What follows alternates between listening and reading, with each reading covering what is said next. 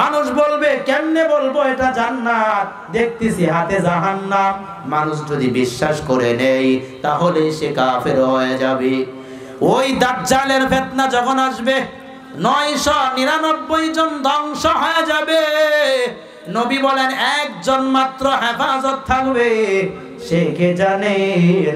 আল্লাহ নবী বলেন যারা সূরাতুল কাহাফের প্রথম 10 আয়াত, অন্য রাওয়ায়াতে আসছে শেষের 10 আয়াত, তাহলে সতর্কতা প্রথম 10 শেষের 10, মাত্র 20 আয়াত।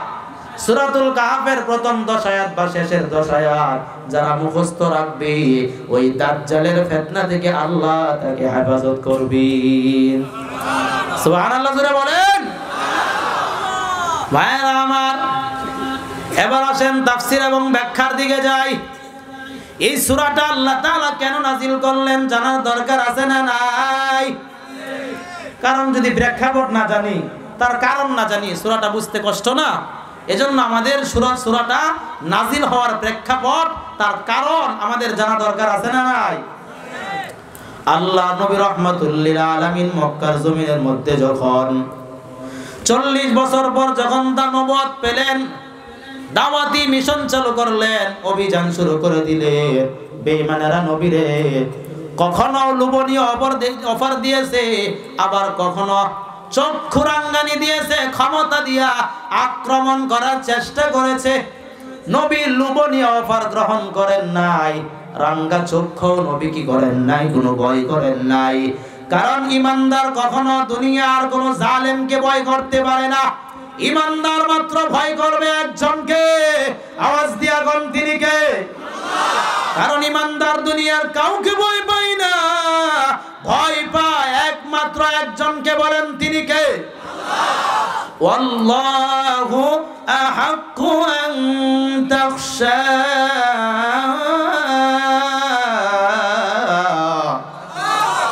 আল্লাহ কয় দুনিয়ার মানুষকে ভয় পেয়ে কোনো লাভ নাই, ভয় যদি করতেই হয় আমি আল্লাহকে ভয় করো। কাকে ভয় করব? নবী ভয় করলেন না।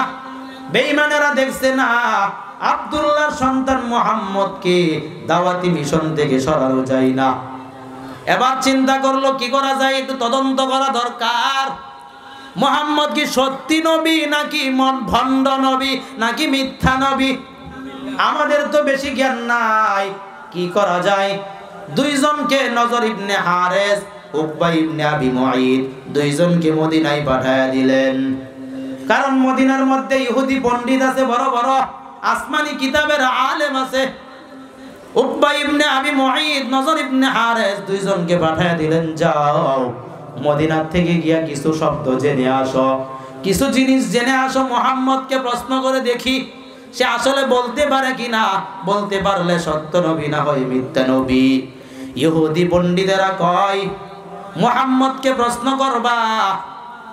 অতীত যুগের কয়েকজন যুবক নিজের বাসস্থান ছেড়ে অনেক দূরে গিয়েছিলেন ঈমান হেফাজতের জন্য, তাদের বিস্তারিত ঘটনা শোনাও। 2 নাম্বার প্রশ্ন, সালুহু আন রাজুলিন তাওয়াব বালাগা মাশারিকাল আরদি ওয়া মাগারিবাহা। ওই ব্যক্তির কথা বলো যে সারা পৃথিবী ভ্রমণ করেছে। 3 নাম্বার, সালুহু আনির রূহ, রূহ কি জিনিস আমাদেরকে জানাও। এই 3টা প্রশ্ন মুহাম্মদ নবীরে গিয়া করবা। উকবা ইবনে আবি মুঈদ, নজর ইবনে হারেস দুইজন কাফের 3টা প্রশ্ন জেনে মক্কায় চলে আসলেন। এবার নেতাদেরকে নিয়ে পরামর্শ করে পরের দিন রাহমাতুল লিল আলামিনের কাছে যায়। গিয়া কয়, ও আব্দুল্লাহর সন্তান, তুমি নাকি সত্য নবী, আমাদের কিছু প্রশ্ন আছে, যদি বলতে পারো তাহলে বুঝবো আনতা নাবিয়ুন মুরসাল, তুমি একজন সত্য নবী।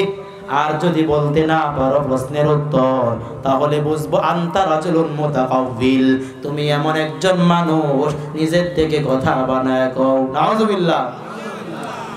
নবী কয়, বলেন ও আমার চাচারা, কি প্রশ্ন নিয়ে আসছেন? বলে 1 নাম্বার বলো, অতীত যুগে কয়েকজন যুবক নিজের বাসস্থান ছেড়ে অনেক দূরে একটা গুহার মধ্যে গিয়েছিল, তাদের বিস্তারিত ঘটনা বলো। 2 নাম্বার, যেই মানুষটা সারা পৃথিবী পূর্ব থেকে পশ্চিম, পশ্চিম থেকে পূর্ব, উত্তর থেকে দক্ষিণ পুরা পৃথিবী ভ্রমণ করছে। ওই লোকটার নাম বলো। 3 নাম্বার, রূহ কারে কয় আমাদেরকে জানাও। আল্লাহর নবী বড় কঠিন প্রশ্নের সম্মুখীন হয়ে গেলেন। নবী বললেন, উখবিরুকুম গাদা, যাও আমি আগামী কালকে তোমাদেরকে প্রশ্নের জবাবগুলো দিব, আগামী কালকে প্রশ্নের জবাবগুলো দিব। কাফেররা চলে গেছে, আগামী কালকে আসছে। এই মুহাম্মদ বলো, এতদিন চাপাবাজি করছো তুমি নাকি আল্লাহর নবী, এখন বলো 3টা প্রশ্নের জবাব। নবীর কাছে তো জিবরাইল আসে না, আর আপনার আমার নবী তো এমন একজন নবী নিজের মন থেকে বানায়া একটা কথাও বলে। নবী বানায়া কোনো কথা বলছেন? ওয়ান নাজমি ইযা হাওয়া মা দাল্লা সাহিবুকুম ওয়া মা গাওয়া ওয়া মা ইয়ানতিকু আনিল হাওয়া ইন হুয়া ইল্লা ওয়াহয়ুন ইউহা। আল্লাহু আকবার। আল্লাহ বলেন, ওয়া মা ইয়ানতিকু আনিল হাওয়া, আমার নবী নিজের খেয়াল খুশিতে একটা কথাও বলে না। যা কিছু বলেন না কেন, ইন হুয়া ইল্লা ওয়াহয়ুন ইউহা, ওহীর মাধ্যমে বলেন। মুহাম্মদ হারগিজ না গুফতা, তা না গুফতা জিবরাইল, জিবরাইল হারগিজ না গুফতা, তা না গুফতা রব্বুল জলিল। মুহাম্মদ নবী ততক্ষণ কোনো কথা বলেন না যতক্ষণ জিবরাইল আমিন নবীর কাছে কিছু না বলে। আর জিবরাইল ততক্ষণ কোনো কথা বলে না যতক্ষণ আল্লাহ জিবরাইলের কাছে কিছু না বলে। কারণ এখান থেকে বোঝা যায় আমার নবী গায়েব জানে না। কথা ঠিক কিনা? নবী যদি গায়েব জানতেন তাহলে অবশ্যই নবী ওই 3টা প্রশ্নের জবাব সাথে সাথেই বলতে পারতে। কথা বলেন ঠিক কিনা? নবী যদি গায়েব না জানে, তোমার আমার পীর বাবা কখনো গায়েব জানতে পারে না। কথা বলো ঠিক কিনা? তাহলে পীর সাহেবের কাছে যাও, আর কি বলে, এই তোর 2টা ছেলে একটা মেয়ে ব্যবসা বাণিজ্যের মধ্যে ক্ষতি হচ্ছে, পাগল হয়ে যায়। আমার পীর বাবা তো গায়েব জানে। এগুলো জিন দিয়া, দুষ্ট জিন দিয়া ওরা কিছু আজগবি কথা বলে, আর সরল মানা মুসলমান তাদের পায়ে সেজদা করে, বলে পীর নাকি গায়েব জানে। পীর কেন, কোন নবী রাসূল কখনো গায়েব জানে না। একমাত্র গায়েব জানে একজন। আওয়াজ দিয়ে বলো, তিনি কে? এটা আমার কথা না, আল্লাহর কথা। কুল লা ইয়ালামু মান ফিস সামাওয়াত মান ফিস সামাওয়াতি ওয়াল আরদিল গায়বা ইল্লাল্লাহ। আল্লাহু আকবার। 20 নাম্বার পারা 1 নাম্বার পৃষ্ঠা সূরাতুন নামলের 65 নাম্বার আয়াত। আপনাদের এলাকায় আছে কিনা জানি না। পীরের দরবারে যখন ঢুকে মাজার তারে পীর পাছা দিয়া কি হয় না, বের হয় না, আছে না নাই? বলে পীর বাবারে পাছা দিলে পিছন দিক দিয়ে বেয়াদবি হয়। এরে নাফরমান, এরে আল্লাহর গোলাম, আল্লাহর ঘর মসজিদে যখন ঢুকো, আল্লাহর ঘরের চাইতে শ্রেষ্ঠ ঘর, পবিত্র ঘর জমিনে আরেকটা আছে। কথা বলেন, আছে? আল্লাহর ঘর থেকে যখন বের হও তখন তো পিছন দিক দিয়েই বের হও। নবীর মাজারে গেলে ওখান থেকে বের হও। ওটা যদি বেয়াদবি না হয়, কোন তুমি পীর সাহেবের কাছে মুরিদ হইলা, তারে পিছন দিলে বেয়াদবি হবে। তার নামটা একটু আমারে বলো, ঠিক কিনা? এগুলো ভণ্ডামি। পীর মুরিদেরটা খায়া 5 তলার মালিক হয়েছে, আর মুরিদ রাস্তার ফকির হয়েছে। এগুলো আল্লাহওয়ালা নয়। আকাশে উঠতে পারে, জমিনে পানির উপর ভাসতে পারে। এগুলো টাটকা ভণ্ড। কথা বলো ঠিক কিনা? কারণ আকাশে উড়লে কি ওলি হয়ে যায়? কথা বলেন। আকাশে উড়িলে যদি হইতো আউলিয়া, আকাশে উড়িলে যদি হইতো আউলিয়া, সর্বাপেক্ষা বড় অলি তুতা ময়নাটিয়া। ঠিক কিনা? পানিতে ভাসিলে যদি হইতো বড় পীর, পানিতে ভাসিলে যদি হইতো বড় পীর, সর্বাপেক্ষা বড় পীর কচ্ছপ কুমির। ঠিক কিনা? তাহলে আকাশে উড়লে জমিনের পানিতে ভাসলেই এটার নাম ওলি নয়, বরং যেই বান্দা আল্লাহর নবীর কলিজার মধ্যে ক্লিন শেভ করে আঘাত করে না, নামাজ ছাড়ে না, নবীর আদর্শের বাহিরে চলে না, ওই ব্যক্তি হলো হক্কানি আল্লাহওয়ালা। তারাই হলো এই দেশের জন্য, আল্লাহর জমিনের জন্য রহমত ছায়া। কথা বলো ঠিক কিনা? এত কিছু বুঝি না, যদি আমার নবীর আদর্শ না থাকে তাহলেই বুঝবো ওটা বন্ধ। কথা বলুন ঠিক কিনা? এবার মারেফতের দলিল দেন আর শরীয়তের কথা বলেন, ওগুলো আমরা দেখব না।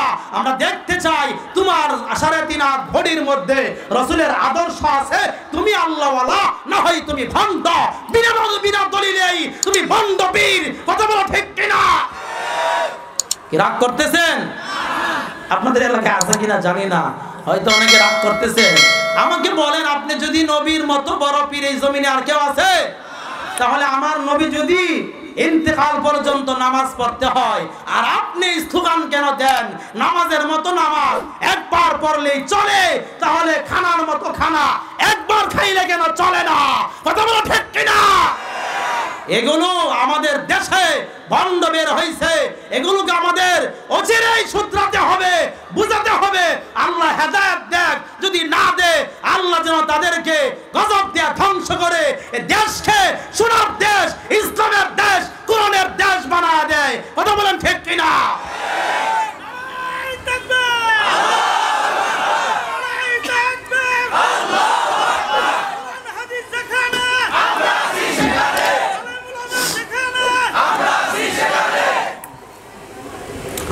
ভাইয়েরা আমার, যেই কথা বলতেছিলাম, আল্লাহর নবী তাহলে গায়েব জানে?